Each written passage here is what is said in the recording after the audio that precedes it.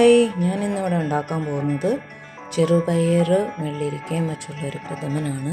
ഇതിലേക്ക് ആവശ്യമുള്ള സാധനങ്ങൾ: വെള്ളരിക്ക 1 കപ്പ്, വളരെ ചെറുതായി അരിഞ്ഞത്, ചെറുപയർ പരിപ്പ് 3/4 കപ്പ്, 2 കപ്പ് തേങ്ങ ചിരകിയത്, ഇതിൻ്റെ 2ാം പാൽ ഇതാണിത്, തലപ്പാൽ ഒരു ചെറിയ കപ്പിന് കുറച്ച്, പിന്നെ ഒരു ഉണ്ട ശർക്കര, കുറച്ച് അണ്ടിപ്പരിപ്പ്, തേങ്ങാക്കൊത്ത്, കുറച്ച് ഏലക്ക പൊടിച്ചത്.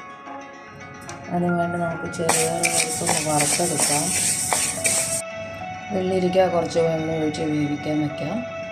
ചെറുപയർ പരിപ്പ് ഏകദേശം റോസ്റ്റ് ആയിട്ടുണ്ട്. നമുക്ക് ഒരു കുക്കറിലേക്ക് മാറ്റിയിട്ട് വെള്ളം ഒഴിച്ചത് വേവിക്കാൻ വയ്ക്കാം. 3 ഗ്ലാസ് വെള്ളം ഒഴിച്ച് വേവിക്കാൻ വയ്ക്കാം. പാനിലേക്ക് നെയ്യ് ഒഴിച്ച് നമുക്ക് തേങ്ങാക്കൊത്തും അണ്ടിപ്പരിപ്പും വറുത്തെടുക്കാം. ശർക്കര പാവ് കാച്ചെടുക്കാം. 1 കപ്പ് വെള്ളം ഒഴിച്ച് വെള്ളരിക്ക റെഡി ആയിട്ടുണ്ട്. അത് നമുക്ക് പരിപ്പിലേക്ക് മിക്സ് ചെയ്തിട്ടാം കേട്ടോ. ശർക്കര ചേർത്ത് കൊടുത്തിട്ടുണ്ട്.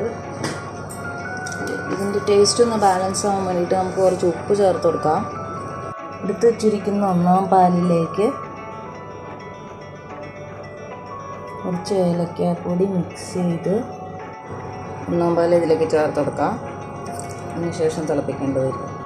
അവസാനം അണ്ടിപ്പരിപ്പും തേങ്ങാക്കൊത്തും കുറച്ച് നെയ്യും കൂടി ചേർത്ത് കൊടുക്കാം.